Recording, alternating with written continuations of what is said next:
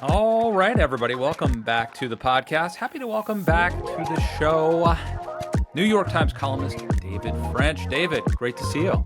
Well, thanks so much for having me. I appreciate it. Want to delve into TikTok, want to delve into this case involving pornography. But we have to start with the confirmation hearings for Pete Hegseth, and I guess just the confirmation in general. What are you seeing? What are you thinking so far?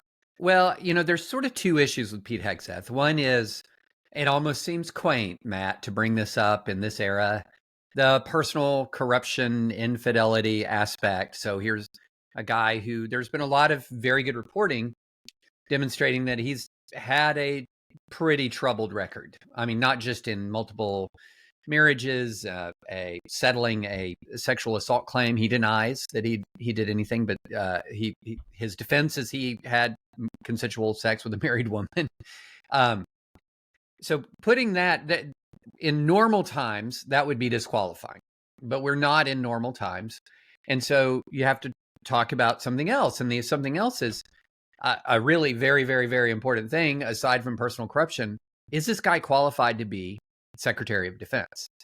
And maybe speaking conservatively, Matt, I think there might be 10,000 people living in the greater DC area that who are more qualified to be Secretary of Defense than Pete Hegseth. And that is in no way insulting his military service. We should applaud and should admire his military service. But that military service in the war on terror is not unique. There are hundreds of thousands of Americans who have equivalent service to him and maybe even more experience overseas than Hegseth. 10,000 plus probably in DC alone. He is a nominee for a very specific reason, not because of the Americans who are Trump sympathetic Americans and Trump voting Americans that he is the best qualified to lead the Pentagon. No, because he is an absolutely zealous Donald Trump loyalist who shares Donald Trump's hatred of his enemies within.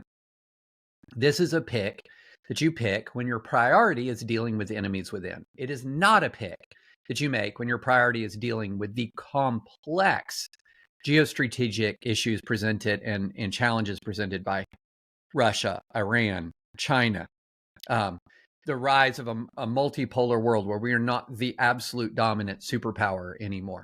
That is a very complicated strategic challenge that the incoming Secretary of Defense and Secretary of State faces, along with Trump, of course. You don't select a Pete Hegseth to deal with that.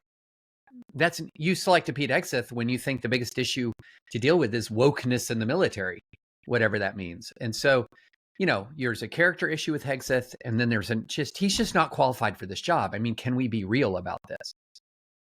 And even if you put aside, like, you're sort of sketching out the big picture geopolitical stuff, but there's also just management of a huge bureaucracy, Yeah. which he has I couldn't do it, but, he has no experience. And just because you have a distinguished combat record doesn't mean that you could do that either.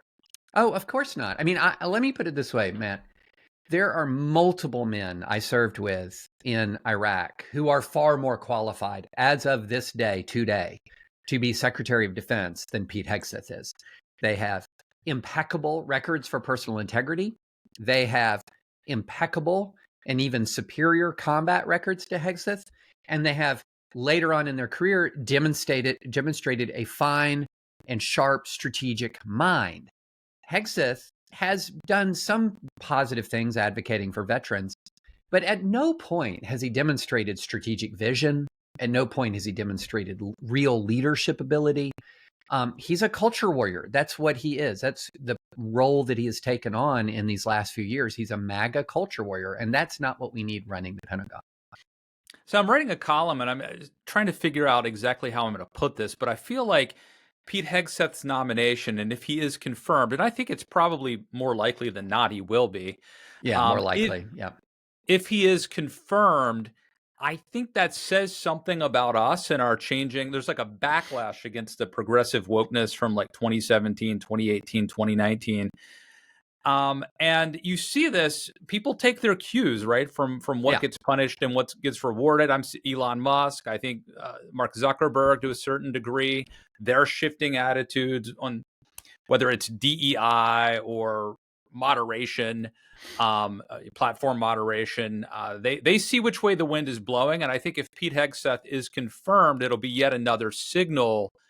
And look, I'm against wokeism. I'm against cancel culture as well, but I feel like the pendulum is now swinging kind of radically in the other direction if Hegseth is confirmed.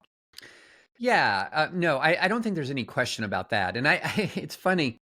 I think people are going to learn what people on the left have now learned, which is a lot of these captains of industry, especially in Silicon Valley, were never that ideological to begin with.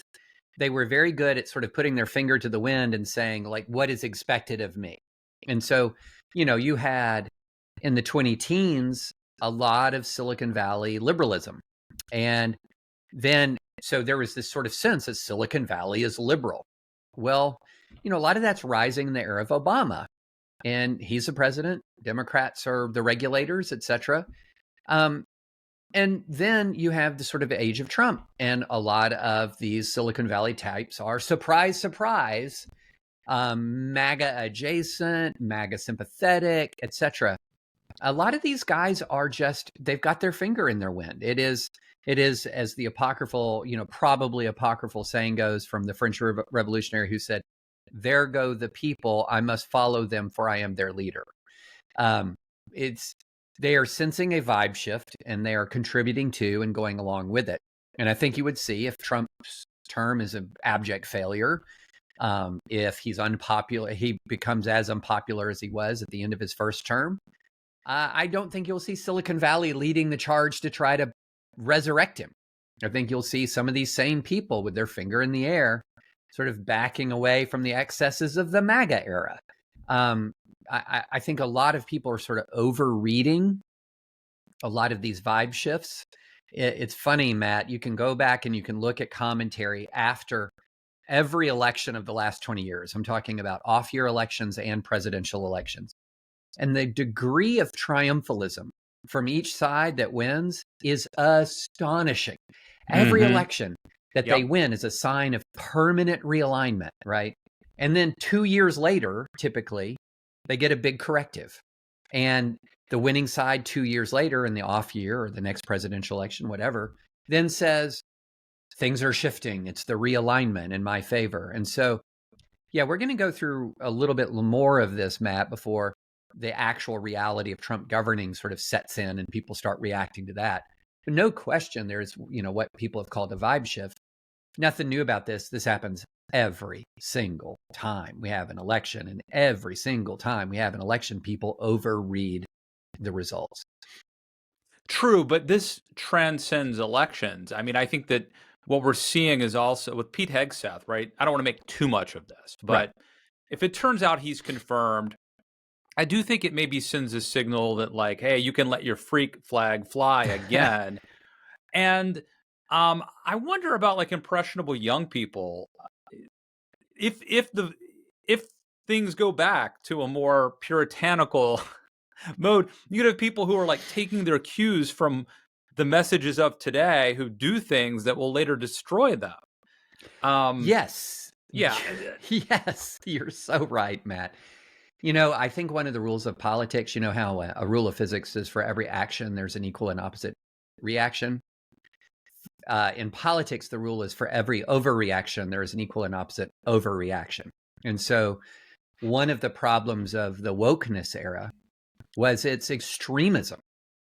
So, it's one thing to sort of say, okay, wait a minute, you need to be more aware of these lingering systemic effects of American racism after these hundreds of years of bigotry in the United States.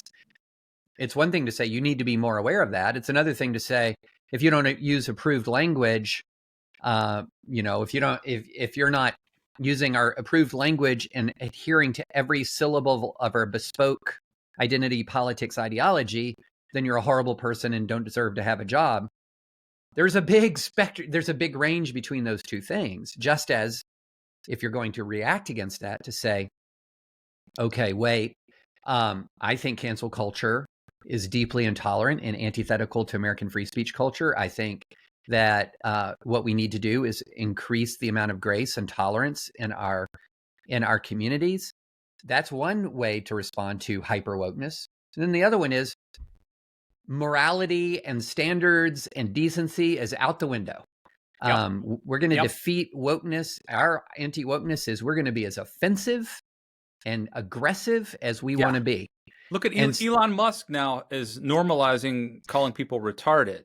yeah, right. And I just saw some college said they're seeing, 3 times the use of this term in the past few weeks. Yeah. Hyper anti-wokeness will end in grief and tears in the same way that hyper wokeness is ending in grief and tears. Because whenever you indulge in extremism, when you start to indulge extremists, it's not just that they're going to go off the rails, they're already off the rails.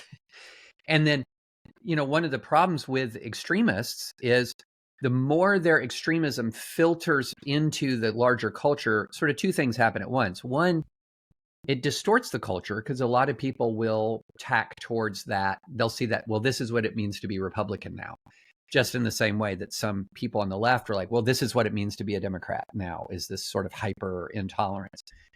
And so, yes, it distorts the culture a bit, but at the same time, there's an awful lot of people in America who just don't follow this stuff that closely. They haven't got the memo that this is now the time of anti-wokeness, and they see the language and they recoil against it in the same way that when hyper wokeness began to really infiltrate into larger American society, people saw it and were like, "You're firing someone for that? Mm-hmm. You don't even allow a discussion or debate over this?" That those extreme ideologies warp America, yes, but ultimately tend to fail because they'll ultimately sort of encounter that great American middle. And by great American middle, I don't mean the people who are moderate politically. I'm thinking more the people who are more moderate temperamentally. They're just not so angry and engaged as the extremes are. All right. We'll put a pin in that one to be revisited, depending on how this plays out. So I guess before you and I were agreed that it's more likely than not that Hegseth will be confirmed, and I think so. Joni Ernst will vote for him and all of that. I mean, obviously we'll know very soon about our predictions, but the question for me is not will the Senate reject Hegseth, it's will the Senate reject anybody. Right. And if they're going to reject anybody, is Hegseth the most likely person? And I think he might be in some ways more vulnerable, except that the Tulsi Gabbard and RFK nominations are both, they're not quite like Tulsi Gabbard is not quite like Hegseth, and she doesn't have quite the record of like personal scandal that he has. But the RFK nomination, not only does he have this record of personal scandal, he has this record of ideological and extremism. And extremism is really maybe even the wrong word, lunacy. He has a record of actual lunacy in some ways that not even a Pete Hegseth has. But, we see Heritage Foundation right now is just absolutely promoting RFK Jr. So MAGA is mobilizing behind pretty much all these folks. Amazing. Yeah, I think for Donald Trump, for Donald Trump's sake, it would have been better if Matt Gaetz had stayed in and been the sacrificial lamb. That would have provided cover for confirming everyone else, Interesting point. Yeah, interesting point. All right, let's move on. You had a couple really interesting pieces of late that I wanted to talk about. One has to do with this Texas case involving pornography and restricting children's access to it. If you would just tell us broadly about it, and then I'll follow up. Yeah, this is a case, as you said, coming out of Texas, where Texas implemented an age verification law for porn sites. In other words, that if you are seeking to access pornography online, and they define it, if it's a site that has more than, say, a third of its content is content that's harmful to minors, and this is all defined in the statute, that you've got to implement an age verification measure. You say like a third-party verifier, or you've got to take steps to make sure that the people accessing your content are 18 and over. Now, part of you might think, when you hear this, you might think, oh, well, of course. I mean, this is absolute common sense. Nobody under 18 can walk into a strip club. If you walk into a strip club, you got to show ID. Adult establishments in the offline world are zoned into very specific areas away from neighborhoods and schools because of secondary effects of the porn sites being where they are. So adults in the offline world, if they want to access pornography, tend to have to show ID and often get in a car, drive somewhere and show ID. So in the online world, doesn't it make sense to make you kind of do the online equivalent of showing ID before you're going to view this stuff?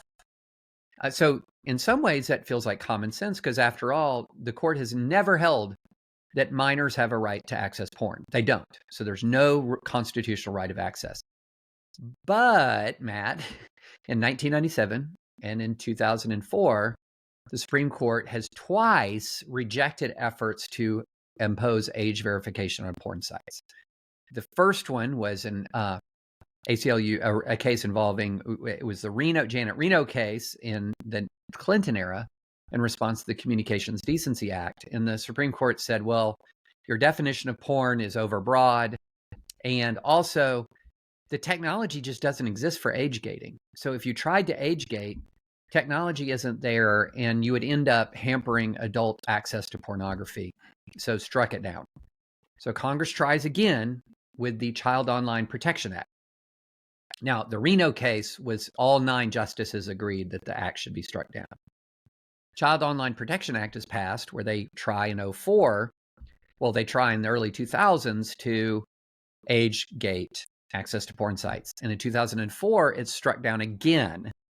This time it's 5-4 with a very weird, unique lineup where it doesn't break down neatly on ideological lines.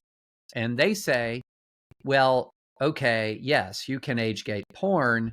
However, they say there is a compelling governmental interest. There's a government interest right there in age restrictions for porn. But age gating, the way the Child Online Protection Act, isn't the least restrictive means of doing it. There are better ways to do it, namely blocking and filtering software. So that's twice, 97 and 2004, the Supreme Court has turned back efforts to age gate porn. So what's changed in 20 years? Why would I think the Texas law have a chance? And there's 2 reasons. 1, technology, and 2, experience. 1, technology, age gating technology is still a lot better.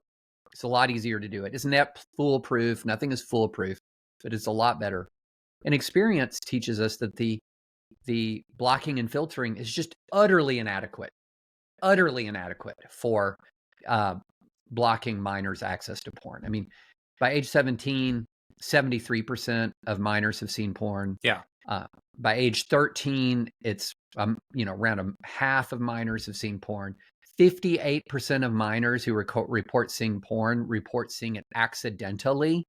Right. In other words, they didn't go seek it out. And so that's how I always see it, David, every time. Just, what's this doing? No, but it does matter. Your article highlights the sort of profound psychological effects that exposure to pornography can have, especially the quote unquote rough sex that is now pretty ubiquitous out there. Talk about how that could shape society, going forward. Yeah. So this is a very important issue. Now, there are a lot of folks who sort of are who oppose the Texas law, who will tell me and argue, look, the argument that porn is addictive in sort of a medical sense, that is highly contested. That is highly contested. So there are scholars on sort of both sides of that issue who have made arguments to the court. I find the people who say that pornography is addictive to be more persuasive, but I recognize there is a big dispute over whether or not pornography is actually addictive to young people in sort of a medical sense. But we do know, for example, that porn is actually impacting behavior. And so last year, Peggy Ornstein wrote in the Times about rough sex becoming ubiquitous amongst young people. So there was there was a survey of women at a university in the Midwest where they said that 2/3 of them had been choked during sex. And 40% of those people said their first experience of being choked occurred when they were 12 to 17 years old. And that this sexual strangulation is not something that is rising spontaneously out of the culture, but it's a virtual staple of porn on some of these free porn sites that kids are most likely to access. And so what you're seeing is actual real world behavior that is mimicking pornography. And so what's happened is it's warping the way people think of relationships between men and women. Now, is it, this is something, now there are some women who consent to the strangulation, but is it any wonder that there's a number of women who are now very hesitant to enter into relationships? If this is part of the package now, is dealing with a pornified male culture that is inclined towards brutality. Dave, I have to say, we're going to talk in a minute about TikTok too. And I just have to say, like, if you were starting a society, or if you came down from outer space and you said, like, okay, should our 12-year-olds be able to look at violent sex for free whenever they want? Probably not a great idea. No. Should we let our enemies or our geopolitical adversaries control what our young people are seeing, the algorithms, and collect data? Like, probably not a great idea. I feel like there's so many things, and I realize it's because technology has changed. Is really the driver of this. But we have gotten to a point, because of technology and because our laws are slow to catch up to technological advances, that we are allowing things in this country that are insane. And I suspect that some of the right-wing backlash as a result of this as well. We've talked earlier about the problems of overreacting and backlashes. And anyway, that's a lot. What do you think of all that? Yeah. Well, both in TikTok and in the Texas porn law, what you're dealing with is laws impacting people who don't have a constitutional right to the expression that is being targeted. Okay, so People's Republic of China does not have a constitutional right to speak into the American public square. So the Chinese Communist Party is not possessing American constitutional rights. Children do not possess a constitutional right to look at porn. And really, in both cases, there's a similar theme, which is, how much can you burden the rights of those who do possess a constitutional right to address an issue where someone doesn't possess the right? Right, because if you're an adult and now you have to enter your driver's license or your credit card, that at some point could become not only a hassle, but just prohibitive, right? Or maybe identity theft is more likely. Who knows? Well, let me put it this way. Let's say, for example, the rule was, if we find out that any minor, has accessed your site, you will be imprisoned. Okay? No matter the conditions, no matter whether they're like a dad logged them on and then they looked, or they used a VPN or some technological means to escape age gating. In that circumstance, that would be effectively a bar for adults, because it would be unacceptably risky to even run a site at all because of the strict liability regime.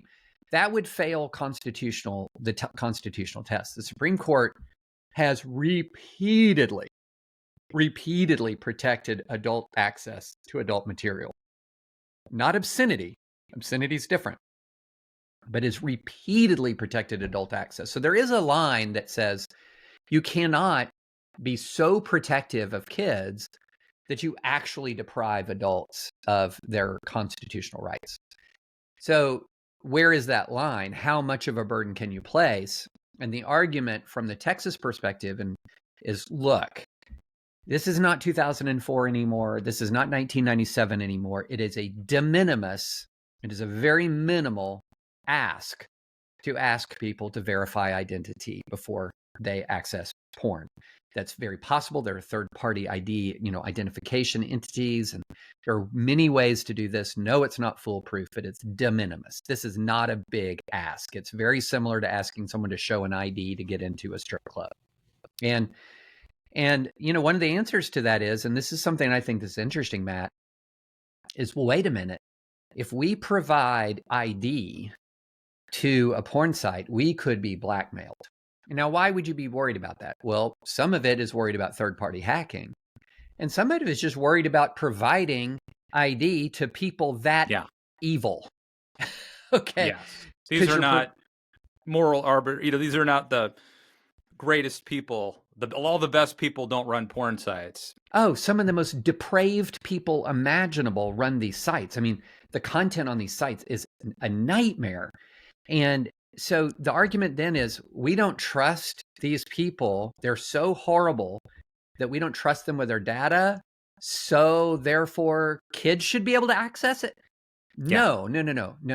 If they're so horrible, that's another reason why kids shouldn't be there. And so But the truth is, David, that this increasing the level of friction, maybe that's a poor choice of words, but it will be a disincentive for some people. Just like in the old days, if you had to get in your car and drive to a dirty bookstore and publicly risk the Southern Baptist driving by watching you walk in, that served as a disincentive. And honestly, I don't necessarily think that's a bad thing. Maybe that's good. But it is there. It's there, but that's all been adjudicated as lawful under the Constitution. So zoning, to where you're zoning, you zone porn establishments into a particular part of the city. That has been upheld under something called the secondary effects doctrine, where porn establishments tend to attract criminal activity like manure attacks flies. And so secondary effects of a lot of porn establishments means more criminality, et cetera. And so that doctrine has been used to move porn sites away from, or porn establishments away from, places where kids are likely to congregate in families. And also ID requirements.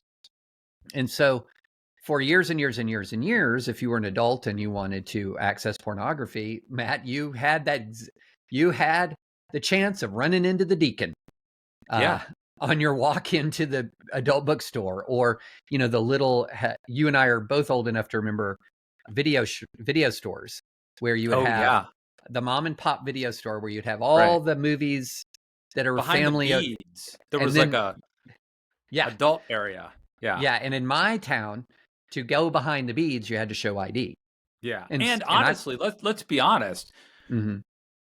I mean, my perception was you had to kind of be a pervert. I mean, like, you weren't a normal person. Whereas now, I think the perception is a lot of normal people look at online porn, whereas you had to kind of be, I don't know, one of those people to go behind the beaded, door. Well, you know what the quote unquote the more normal folks did to access porn back in the day wasn't walk through the beads. It was order the magazine that would arrive in the brown, the plain brown wrapper or whatever.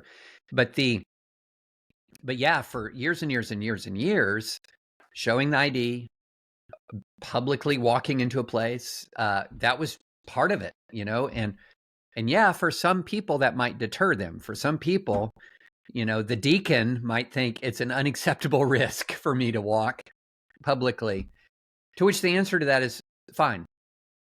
Yeah. Fine. And I would argue, like, that's not just a sign of hypocrisy, but it actually could have kept people on the straight and narrow. It was a form of a guardrail, actually. Right. That maybe kept people from succumbing to temptation. So maybe a role of civilization is to nudge people toward virtue, right?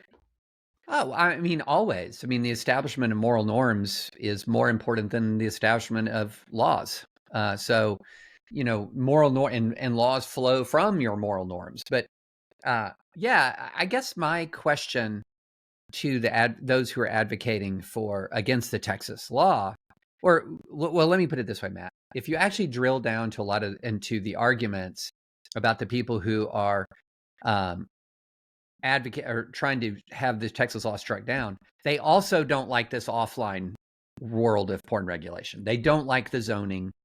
They don't like the other aspects. So there's been a fight for a very, very long time over whether or not adults should have that sort of absolute unfettered access, even if it means that kids can get there too.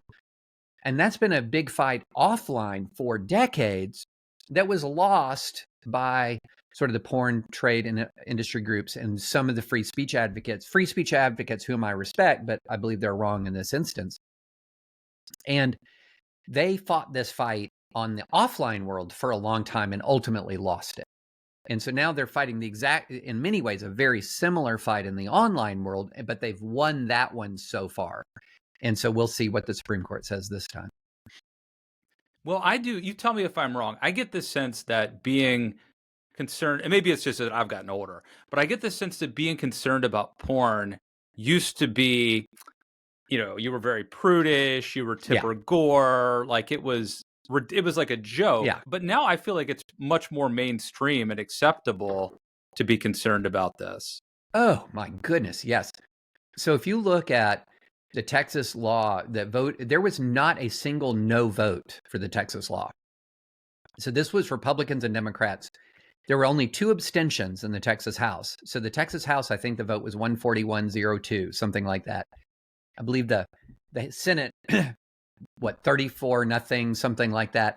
And so this was Republicans and Democrats. And again, what's different? What is different? And that's kind of easy to state. It was 31-0 in the Senate, and 141-0 in the House. So what's different is kind of easy to state. It's the ubiquity and for lack of a better term, severity of the porn. So this is not your sneaking to see the Playboy stash under your uncle's bed and looking at a centerfold.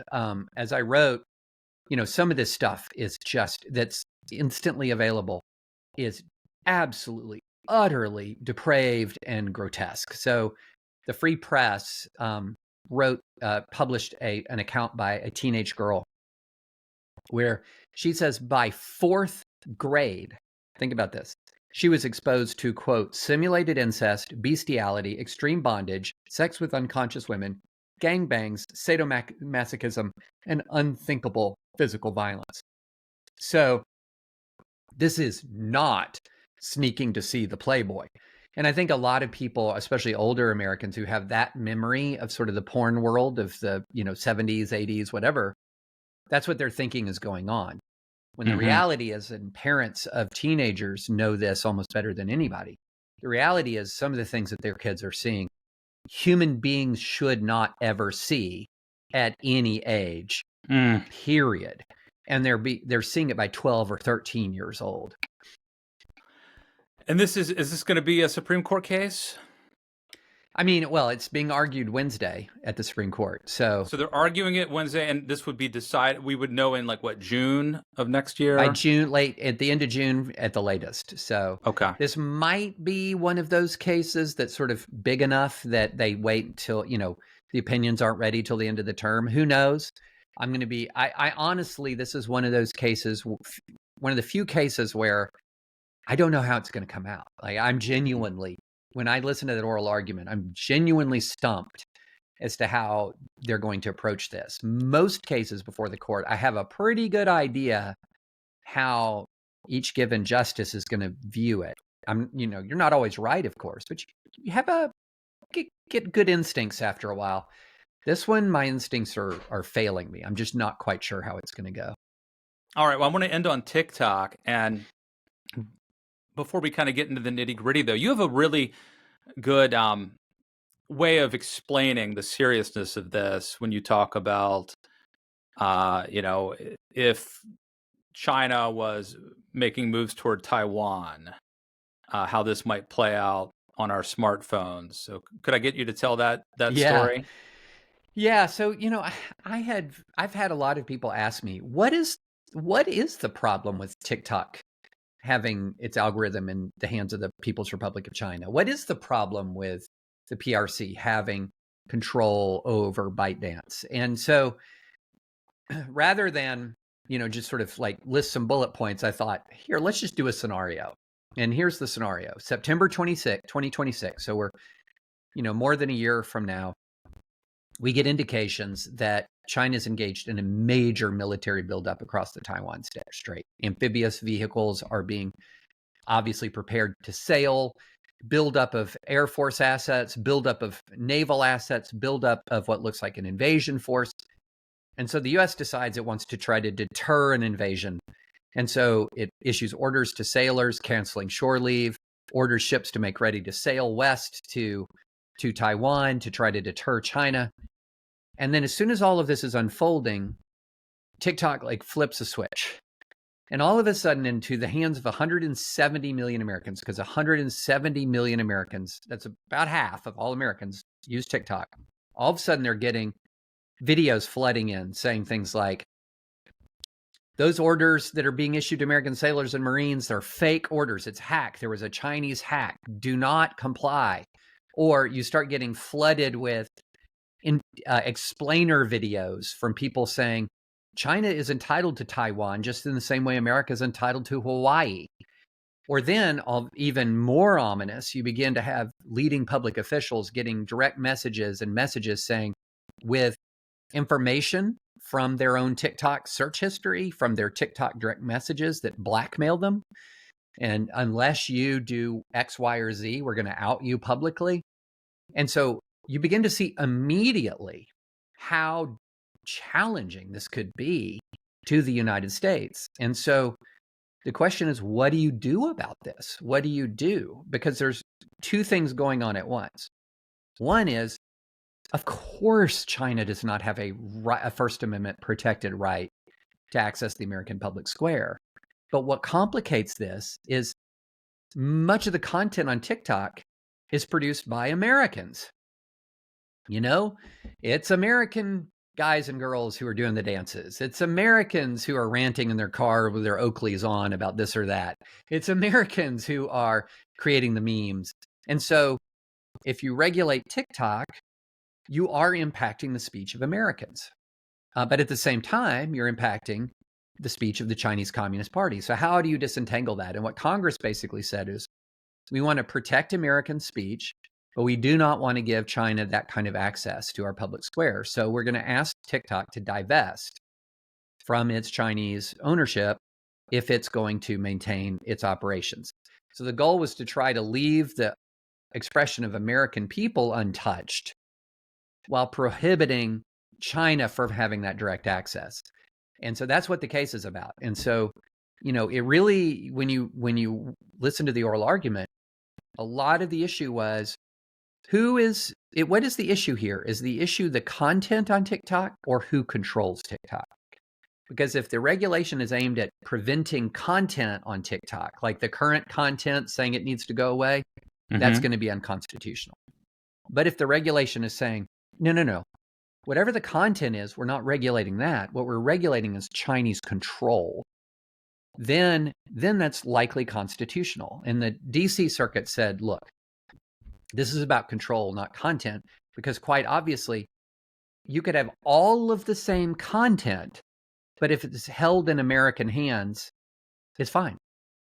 But if it's held in Chinese, if the algorithm is in Chinese hands, it's not fine. So obviously, you're not taking on the content of the Americans on the platform. So that's the fight. And after oral argument, I think TikTok's going to lose. I'm far from certain about that. Have you seen that, like, in the past 24 hours, the number one app downloaded is a different Chinese app? Have you seen this? I've heard about that, yeah. And I'm just wondering to what degree TikTok might just give up and change apps and just like, we're going to change the name, we're going to call it something else, and everyone follow us here. And in the olden days, that would have been too much friction. Like, I don't think people wouldn't have made the leap, right? But I'm not sure now. It could be that they abandon ship and just start something new and keep it going. Yeah, it's possible. And what's really interesting, Matt, this is really interesting to me, because somebody was saying, well, is this going to make China angry if we shut down TikTok? I was thinking, well, no, they might be angry that they lost this incredible asset, but I guarantee you China does not allow anything like that kind of access to their public as we're granting them. So what they're thinking right now is we're a collection of idiots. Oh, yeah. And we're providing them with strategic access to the marketplace of ideas that they would never permit from us. So they're kind of, Yeah. living on what you might think. They're kind of right now living on our own gullibility. And That's such a Trumpian thing to say. Is like they think we're idiots. They, trust me, they would never be this stupid. And he's right. I can't believe that we have let a foreign adversary, do what we're letting them do. And now Donald Trump is for TikTok, right? Because of donors for TikTok. well, he completely did a 180, because if you go back to his first term, he tried to ban TikTok. This was one of the few areas where you saw some unity between MAGA, Reagan conservatives, and national security-minded Democrats. All three groups could see that TikTok was a problem. And so then Biden gets into office and he bans TikTok, or, passes a law that would ban TikTok in the absence of a sale, does it for real. And then all of a sudden Trump jumps ship. And the question is why? I mean, you pointed out to one reason. One of the big investors in TikTok is a big Trump donor. Another thing is MAGA content does pretty well on TikTok. Trump has 15 million followers. A lot of the MAGA influencers have big followings on TikTok. So I think he sort of sees it, the self-interest of it all has changed. And so he's done a complete 180 to the point where before the election, he was saying, vote for me to save TikTok. Amazing. Yeah. Well, I just, I don't know. I just feel like I can't believe we've gotten to this place. I don't mean to sound so pessimistic and negative. I don't want to end on a negative note, but we are doing such stupid things as a country. And I don't know whether I'm just more cognizant of it now, or whether we've gotten dumber, or we're run by people who are corrupt and don't care about the country. But it's dicey times, my friend. Can it be yes to all? Can be. It can be. We're more aware, and we've gotten dumber, and we have a lot of people running our country who are corrupt. It's like all of these things are happening at once. The one thing, the comforting thing, to the extent this is comforting, is we do tend to self-correct. We do. We have demonstrated a capacity to self-correct time and time and time again, but sometimes only after an immense amount of pain. Sometimes after only we've after exhausted every other option. Yeah. As Churchill said. Exactly. Well, I really, I don't need to plug the New York Times. I mean, the New York Times should plug me. But let me just say, I feel like your column is not only doing a great job of putting out a worldview that you and I share, but you were like very much ahead of the curve. And you are this 5-tool player, as they say in baseball, where you've got the military experience, you've got the legal experience, you've got the expertise in Christianity and religion, and then just general rank punditry, all combined. So check out everything, all of your columns, and you're on Threads too, right? I'm on Threads, yeah, and so you can check out my columns. I have stopped encouraging anyone to follow me on social media. I'm so down on social media. I'm considering whether I need to be on there at all. So I would just encourage people to follow my columns, podcast, it's you. I love the phrase. I think we all know we have to credit Jonah on this, rank punditry, and it's funny. That's what everyone asks you to do, but I also feel like for most of us, that is what we're all least qualified, because politics you can predict big trends, in the micro moments, politics is often one of the more unpredictable businesses. Oh, yeah. Well, it's not just politics, David. You watch the NFL. Oh, gosh. And all of these, Super Bowl winning, I don't know, former players, coaches, they don't know who's going to win. Yeah. They can't do, especially if you throw in the point spread. Now they're, don't bet with them. Yeah. And so it's not just politics and so-called political experts. Like, nobody really knows what's going to happen, Yes. That's why they play the game. Yeah, absolutely. That's the phrase that was coming to my mind. That's why you play the game. Absolutely. All right, my friend. Always a pleasure. David French, thanks for coming back on the podcast. Thanks so much, Matt. I appreciate it.